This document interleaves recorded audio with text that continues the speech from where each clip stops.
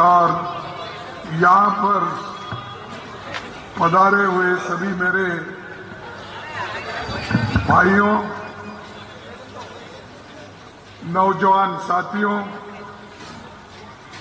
दूर दूर से या घर में बैठकर सुन रही मेरी माताओं और बहनों और मीडिया के मेरे दोस्तों, ये चुनाव बहुत महत्व का चुनाव है। इसको कोई भी ऐसा नहीं समझना चाहिए कि चुनाव तो हर समय होता है, इस बार भी हो रहा है, चलो जो होता है। अगर समझ के कोई घर में चुप बैठेगा या अपने अलग सोच से काम करेगा,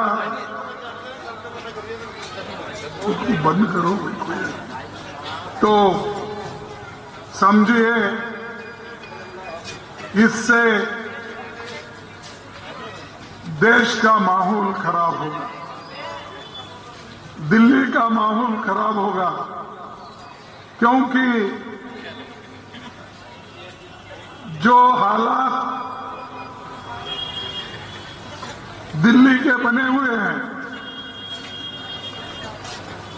और जो केजरीवाल ने आपके पास आकर वोट मांगकर कांग्रेस को गालियां देकर कांग्रेस के खिलाफ झूठी बातें करके और अलग अलग तरीके से हमको बदनाम करने की कोशिश की। और ये वही इंसान है जो पहले ये कहता था करप्शन के लिए मैं लड़ रहा हूं, करप्शन हटाना है, लोकपाल लाना है। और इसने अन्ना हजारे जैसे बुजुर्ग आदमी को दिल्ली में लाके फंसाया, झूठ बोला और लोगों के वोट लिया।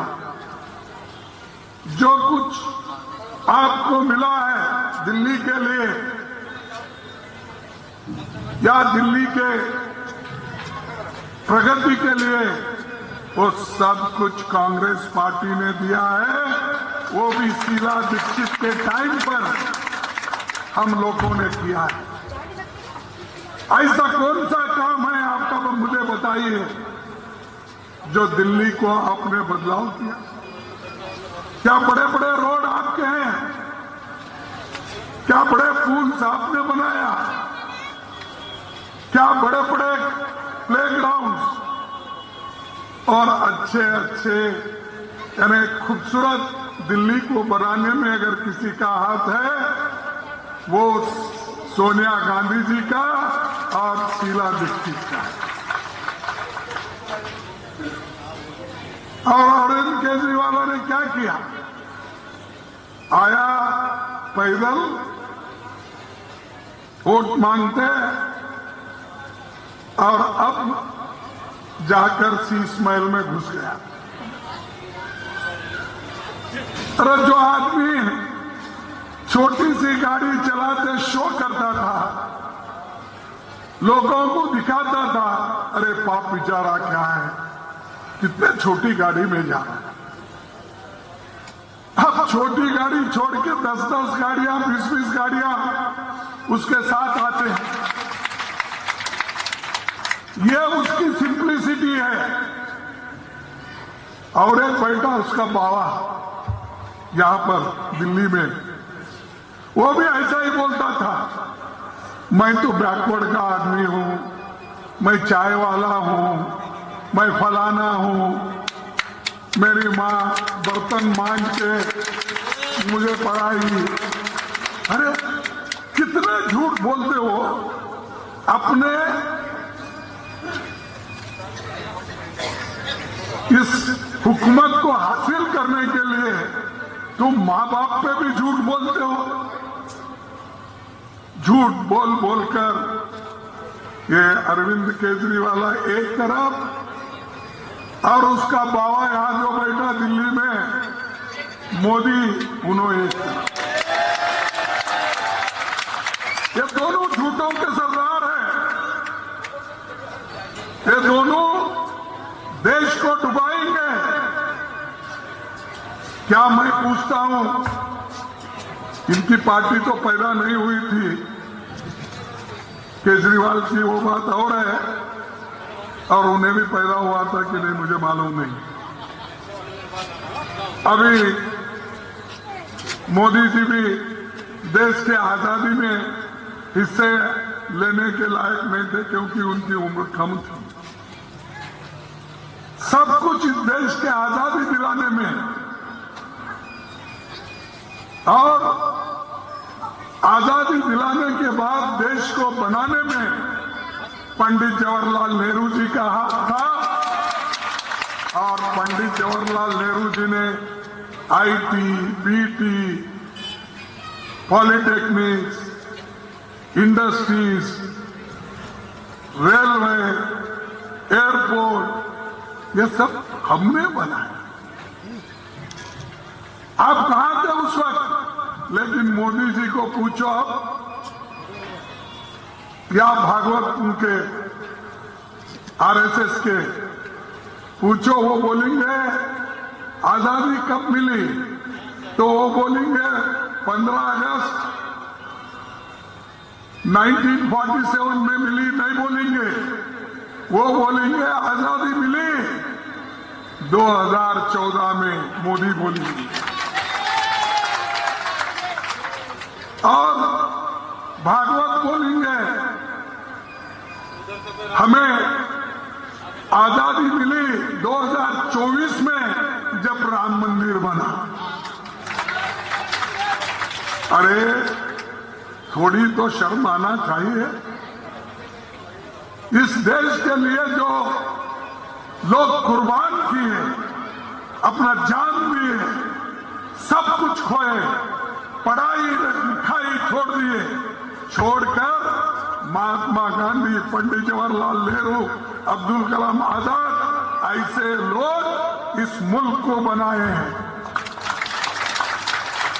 और बाबा साहब अंबेडकर जैसे नेता जो दलित कम्युनिटी के, उन्होंने देश के लिए एक संविधान दिया और उसी संविधान से हमारा देश चल रहा है।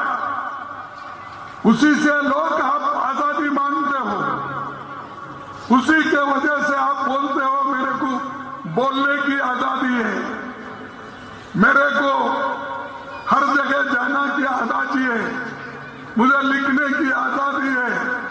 ये क्यों बोलते हैं कि दस्तूर, हिंदुस्तान के दस्तूर में ये लिखा हुआ है सब लोगों को लिखने की आजादी है, पढ़ने की आजादी है, बोलने की आजादी है या नहीं है? अरे तुम हाथ तो उठाओ, है ना? ये किसने दिया? डॉक्टर अंबेडकर ने दिया, जवाहरलाल नेहरू जी ने दिया। अगर वो दस्तूर नहीं होता, वो संविधान नहीं होता, आप लोग कोई वोट देने का अधिकार भी नहीं होता। अगर यही मोदी जी की सरकार अगर उस वक्त जनसंघ था, अगर हुकूमत में आती तो देश को हमेशा हमेशा के लिए फिर से गुलामी में रखते थे। तो इसलिए भाइयों, मैं आपसे कह रहा हूं, आप अगर गुलामी से छुट्टी चाहते हैं तो कांग्रेस पार्टी को कांग्रेस एक ऐसी पार्टी है ये सबको लेके चलती है। यहां जैसा कि हमारे जो यहां के एक्स एमएलए, हाँ हाँ, हसन अहमद साहब 10 साल काम किए, उसके बाद में किसी गली में कम से कम जहां खड्डे हैं वहां भर्ती करने का काम तो केजरीवाल किया, पानी दिया, फिर क्यों वोट देते भाई? उसको इस बार बोलो भाई आपकी झाड़ू है, वो झाड़ू लगा के आपको भेज देंगे। इस बार हम कांग्रेस को देने वाले हैं। क्यों? ये देश के हित में है। कौन चीफ मिनिस्टर बनेगा ये इंपॉर्टेंट नहीं है, लेकिन देश कौन बचाएगा, लोगों को कौन हिफाजत करेगा, लोगों की कौन भलाई करेगा, वो इंपॉर्टेंट है। और ये हम लोग कर सकते हैं। मैं वादा करता हूं, हमारे लोग हमेशा देश के लिए, लोगों के हिफाजत के लिए काम करते हुए आए और आइंदा भी करेंगे। जब यहां बहुत बड़ा हादसा हुआ दिल्ली में 2-3 जगह, क्या केजरीवाल आए थे? अरे वो तो बोल रहा मैं बहुत आया, लोगों के साथ रहते। नहीं तो आप झूठ बोल रहे, नहीं तो वो झूठ बोल रहे। झूठ। अच्छा, लेकिन राहुल जी आए थे, राहुल जी आए थे। ये है कांग्रेस। और बीजेपी के कोई आए थे तो ये इसीलिए तुम्हारे दुख में, तुम्हारे दर्द में अगर कोई तुमने हिस्सा लेना नहीं चाहता उसको तुम दूर रखो। और जो लोग तुम्हारे साथ रहते हैं, दुख में आते हैं, उनको तुम साथ में रखकर चलो। मैं आपसे विनती करने के लिए आया हूं। और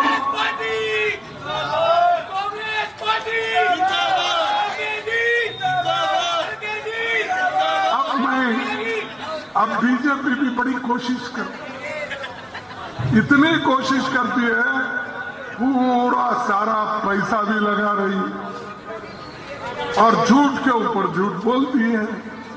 पहले तो उन्होंने ये कहा, मोदी साहब, मैं फिर बाद में आपको दोहराना नहीं चाहता, क्या कहे, 15 लाख रुपए काला धन बाहर से लाकर तुम्हारे जोब में डाले। अरे वो तो प्राइम मिनिस्टर झूठ बोलता है, झूठ बोलता है। अच्छा छोड़ो भाई, एक झूठ हो गया। और उन्होंने ये कहा, मैं नौजवान साथियों को, लोगों को 2 करोड़ नौकरियां हर साल दूंगा। 22 करोड़ नौकरियां मिले आपको, वो भी नहीं, तो ये भी झूठ। और उन्होंने कहा कि छोटे मोटे व्यापारियों को मैं कर्ज माफ करूंगा और उनको मैं कर्ज दिलाऊंगा, बैंकों को कहूंगा। ये बोले, किसको मिला भाई? मिला। और बोला किसानों को, यहाँ किसान तो कम है लेकिन आपके आजू बाजू तो किसान लोगों को क्या बोला उन्होंने? किसानों को बोला, भाइयों, किसान भाइयों, तुम्हारे आमदनी को डबल करूंगा। तो वो मर रहे वहां, इनको चिंता नहीं है। तो मैं ये कहना चाहता हूं, इसीलिए मैं बार बार कहता हूं, मोदी साहब ये झूठों के सरदार है। और उनका बाप निकला कौन? केजरीवाल। तो इन्होंने तो झूठ के ऊपर झूठ। और पानी, कोई बोला कि मैं सुना टीवी में कि हमारे केजरीवाल साहब बोल रहे थे कि जो पानी हरियाणा से आती है, उसमें जहर मिलाया गया है और वो होना बोल के किए हैं, बोल के वो बोलते हैं। ये सब झूठ है बोल के मोदी के लोग बोलते हैं। दोनों झूठ बोल रहे हैं और ये दोनों एक सिक्के के दो पहलू हैं। इधर घुमाओ मोदी, इधर घुमाओ केजरीवाल। तो इसीलिए भाइयों, इन झूठों को आप दूर रखिए। देश के हित में एक बार चांस दो। आपने तो 15 साल उनको चांस दिया। हमारे कैंडिडेट को एक बार दो और देखो इस मोहल्ले की हालत क्या होगी, लोगों के लिए क्या काम करेंगे, ये हम दिखा देंगे।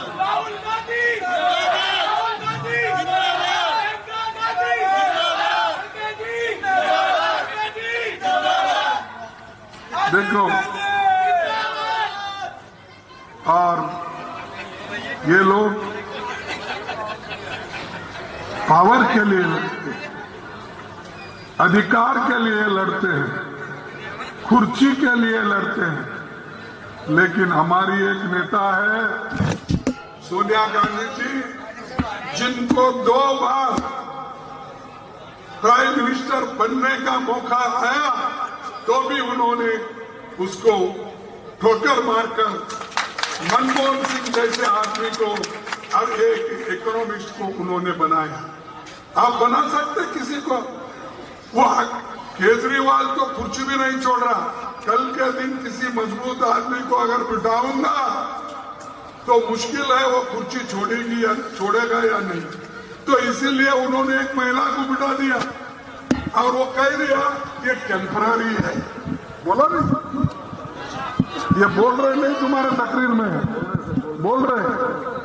तो ये टेम्पररी, अरे ये चीफ मिनिस्टर है, वो कुर्सी पे बैठी है और उसके सामने बोल रहा है कि केजरीवाल ये टेम्पररी है। तो ऐसी ये शर्मनाक बात है। और ऐसे जहनीत के लोगों को अगर आप प्रोत्साहन दिए तो समझो आपकी खैर नहीं। अगर देश को बचाना चाहते हो, संविधान को बचाना चाहते हो, जमहूरियत को बचाना चाहते हो, तो आप कांग्रेस को बचाओ, कांग्रेस को वोट दो, हमारे कैंडिडेट को लाइन। और एक बात मैं कहने जा रहा हूं, झुग्गी झोपड़ियों का। झुग्गी झोपड़ियां तो बहुत है, इसलिए कि ये फैला हुआ है और ये फैला हुआ रहने की वजह से हर कोने से यहां पर दिल्ली को लोग आते हैं। ये ना बंबई है, ना कलकत्ता है, ना चेन्नई है, क्योंकि उसको तो समुंदर लगा है। लोग एक या 2 तरफ से ही आते हैं। यहां तो 4 तरफ से आते हैं, क्योंकि ये खुला है दिल्ली, और इतना खुला है कि हर जात के, हर धर्म के, हर लोग इस जगह आते हैं। यहां किसी को पाबंदी नहीं है, हर मजहब के लोग यहां आ सकते हैं। लेकिन मोदी इसको भी रुकावट डालते हैं, कुछ ना कुछ बोलते हैं, लोगों को भटकाते हैं। उन्होंने तो एक बार कहा था कि जब वो चीफ मिनिस्टर थे, कहा गुजरात थे, ये रुपए का मूल्य गिर रहा है ना, डॉलर के मुकाबले में हमारा पैसा बहुत कमजोर हो गया। इतना कमजोर हो गया, मोदी अगर बैठे तो भी जल्दी उठ नहीं सकते।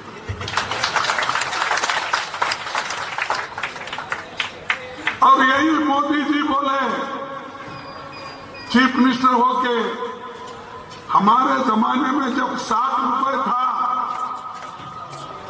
उस वक्त उन्होंने कहा यूपीए गवर्नमेंट में मनमोहन सिंह के जमाने में रुपए की कीमत गिर रही है, आईसीयू में है, इतनी पतली हो गई है, कब फटता मालूम नहीं।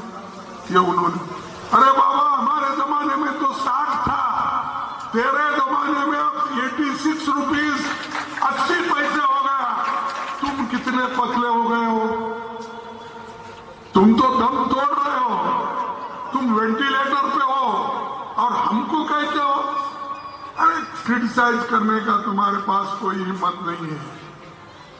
जो देश को बनाया हमने, झेला हमने, जेल गया हमने, मार खाया हमने और आजादी दिलाई हमने और तिरंगा झंडा चढ़ाया हमने।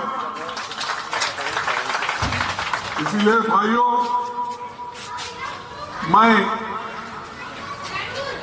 ये लोगों को कहना चाहता हूं, जो लोग हमारे वोट को फोड़ने की भी कोशिश करते हैं, जो माइनॉरिटीज के वोट हैं, दलितों के वोट हैं, उनको डिवाइड करके हुकूमत करना चाहते हैं। लेकिन अब होशियार हो गए, मुसलमान भी होशियार हो गए, माइनॉरिटीज भी, और दलित भी होशियार हो गए। अब दलित डरने वाला नहीं है। अब वो जमाना चला गया जब तुम डराते थे, हम डरते थे। मैं भी एक दलित हूं,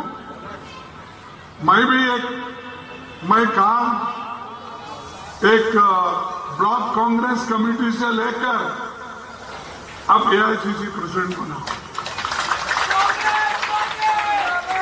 मैं 1972 से लेकर अब तक लड़ते हुए आया हूं। मैं 12 बार जीता हूं। कितने बार? 12 बार जीता। एक ही इलेक्शन मेरा गया 19 में, ये सब आरएसएस, मोदी, शाह, सब लोग एक होकर इसको हराओ, इसको हराओ। अरे तुम क्या हराते हो? तुम तो नकली वोट तैयार करके, वोटर लिस्ट तैयार करके तुमने मुझे हराया, नहीं तो लोग कभी भी मुझे हराए। इसीलिए मेरा 53 साल चल रहा है। 53 साल से मैं एमएलए हूं,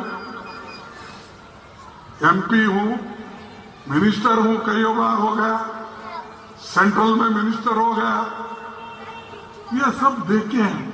लेकिन हम मिनिस्टर के लिए नहीं, हम ये चाहते हैं कि हमारी जो आइडियोलॉजी है, हमारी जो विचारधारा है, उस विचारधारा को मजबूत बनाने के लिए हम लोग सियासत में आए।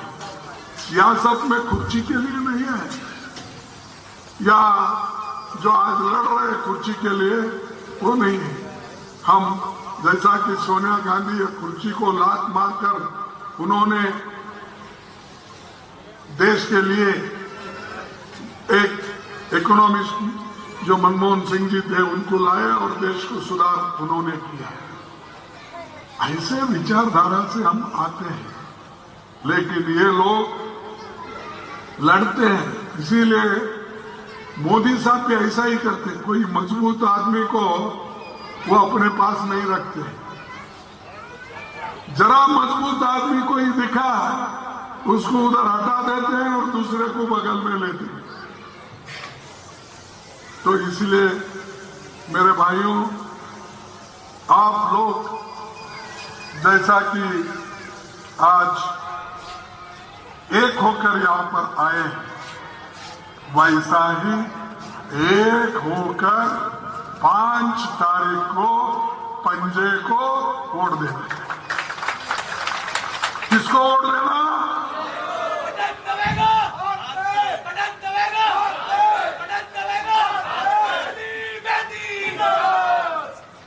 और एक मैं कहूंगा कि आप तो हाथ मजबूत करेंगे, क्योंकि अगर हाथ नहीं तो कुछ भी नहीं। अरे हाथ नहीं है तो झाड़ू भी पकड़ते नहीं, हाथ नहीं है तो फूल भी नहीं पकड़ते हाथ में। जो कुछ है वो हाथ है, जो कुछ है ये हाथ में है, मजबूती है। देश को बनाने का मनरेगा जैसा स्कीम्स, फूड सिक्योरिटी जैसे स्कीम्स, बच्चों को हायर प्राइमरी स्कूल तक फ्री पढ़ाने का, ये सब किसने किया? ये हमारी पार्टी ने किया। और यहां तो हमेशा केजरीवाल साहब कहते हैं मैं स्कूल बनाया, हॉस्पिटल बनाया। क्या मोहल्ला हॉस्पिटल? क्या हाँ, मोहल्ला क्लिनिक ये सब बनाया बोलते।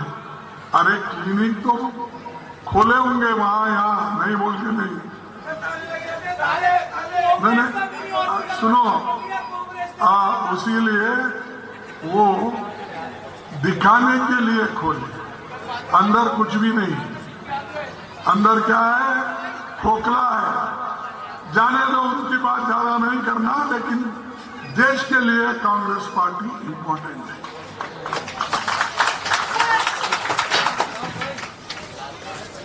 आज 2/3 मेजॉरिटी मोदी जी को नहीं मिली। क्यों? क्योंकि देश के लोग उनको मेजॉरिटी भी वोट नहीं दिलाए, उनको मेजॉरिटी नहीं है। आज 2 पैर लगा लिए उन्होंने। एक पैर चंद्रबाबू नायडू, आंध्रा के चीफ मिनिस्टर की पैर उनको लगी है, मोदी जी। एक पैर बिहार की कौन, अपने नीतीश जी का। ये 2 पैरों पे चल रहे हैं उन्होंने। अगर किसी ने झटका दिया तो कभी भी गिर सकते हो। नहीं तो 400 पार, कहाँ है भाई 400 पार? आए 200 के ऊपर। ऐसे ये देखो, ये जो आदमी अहंकार से बात करता है वो बहुत दिन नहीं टिकता। और आज वो अहंकार किसी ने अगर तोड़ा है, देश के जनता ने तोड़ा, हिंदुस्तान के जनता ने तोड़ा। इसीलिए आज जरा कोई नया कानून ज्यादा नहीं लाने, मैं तो फटाफट फटाफट झटाझट। और ये बोलते हैं, पहले बोलते थे शुरू जब 2014 में वो आए थे, मैं अपोजिशन लीडर था हमारे कांग्रेस में, तो वो बोलते थे कांग्रेस का टिंगल करते थे और उठ के बोलते थे अब वो जमाना चले गया, ये जमाना अलग है।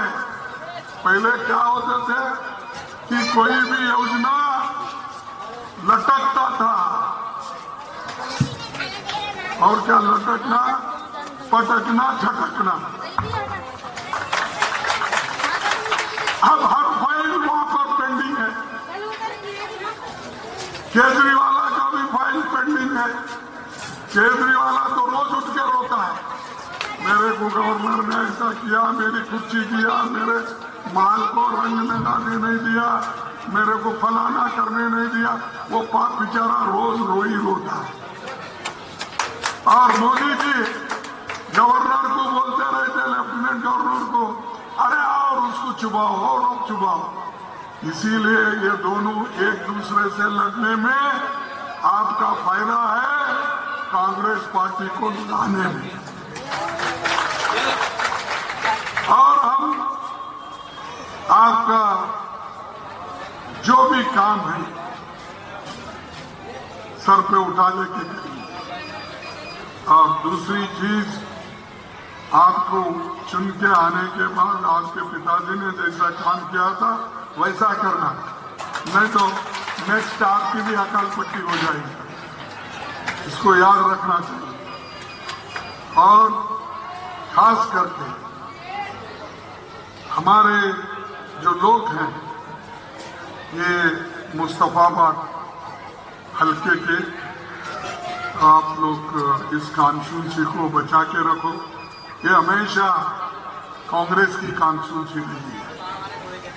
और मैं समझता हूं यहां के माइनॉरिटीज, दलित, बैकवर्ड्स एक होकर अगर काम करेंगे कोई नहीं हरा सकता, कोई नहीं हरा सकता।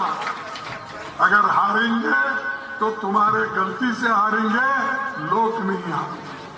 आपको लोग नहीं हारना देते, लेकिन अगर कोई गलती हो गई तो हमसे हो गई, तो उसको दुरुस्त आप कर सकते हैं, ठीक कर सकते हैं। तो इसीलिए मैं ज्यादा बात आपके सामने न कहते हुए मैं इतना ही कहूंगा कि साथियों, ये दिल्ली बहुत बड़ा एक चुनाव है। अगर पहले मैं एक बार देखा था, हम सब अपोजिशन में थे और मैं चौथा बार कुछ एमएलए बना था, चौथा पांचवी बार। तब हमारी सब जगह हारे तो दिल्ली हमारे को मिली थी, दिल्ली जीते थे हम। उस जीतने के बाद 2004 में फिर हमारी गवर्नमेंट यहाँ आई सेंटर में, तो हमको जीत दिलाने वाले लोग कौन है? तो दिल्ली के लोग हैं। और हमारे वायदे हैं 5 वायदे हम करके दिखाएंगे, क्योंकि हमने कर्नाटक में किया है, आंध्रा में भी किया है, हिमाचल में जो किया है वहां पर भी हम 7-8 स्कीम्स किए हैं, 2-4 अभी करना बाकी है। ये सब गरीबों के लिए हमने किया है। तो यहां हमारी योजना रहेगी प्यारी दीदी योजना, 2500 रुपए महीना। कितना? 2500। फ्री बिजली योजना 300 यूनिट तक। तीसरी योजना युवा उड़ान योजना, और वो स्टाइपेंड देकर हमारे नौजवानों को 8,500 रुपए पहली नौकरी पक्की। महंगाई मुक्त योजना, 500 रुपए में गैस सिलेंडर और मुफ्त रहे। जीवन रक्षा योजना, 25 लाख रुपए का फ्री इलाज। हम जो राजस्थान में किए थे वही मॉडल पे हम एक करने जा रहे हैं। ये झूठ नहीं, ये सब सच है।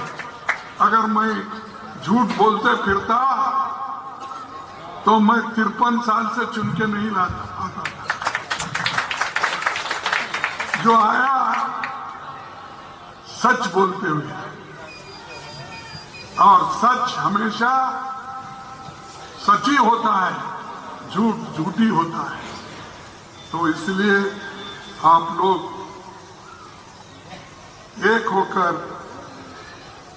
एक बात कहता हूं, मजबूत रहो। और दूसरे लोग कितना भी डराने की कोशिश किए तो आप डरो मत।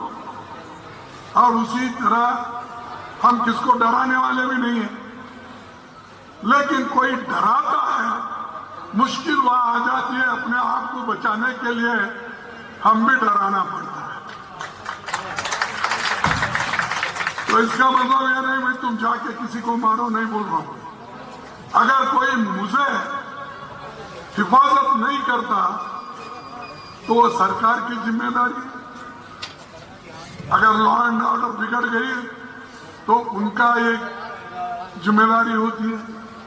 तो इसीलिए मैं अपने भाइयों से यही करूंगा, सब मिलके रहो, सब एक होके रहो, और एक में ही ताकत है।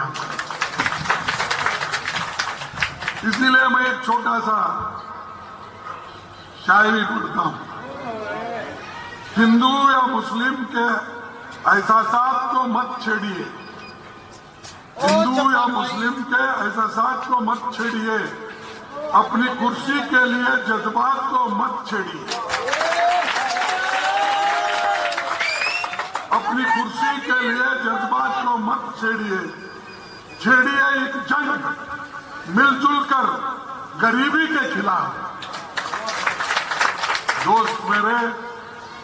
दोस्त मेरे मजहबी नगमात को मत छेड़िए। तो ये दिल में रखो, काम करो, जिता के लाओ। अगर जिता के नहीं लाए आपका नुकसान है, मेरा कोई नुकसान नहीं है। मेरा तो अब 83 ईयर्स हो गया, मेरा 83 ईयर्स हो गया। मैं तो 12-13 बार इलेक्ट होके आया हूं, तो मेरे को कुछ लेना देना नहीं है। मेरे को सिर्फ लेना देना है इस देश को बचाना, समाज को बचाना, अपने आप को बचाना, संविधान को बचाना, लोकतंत्र को बचाना। शुक्रिया, सबको धन्यवाद।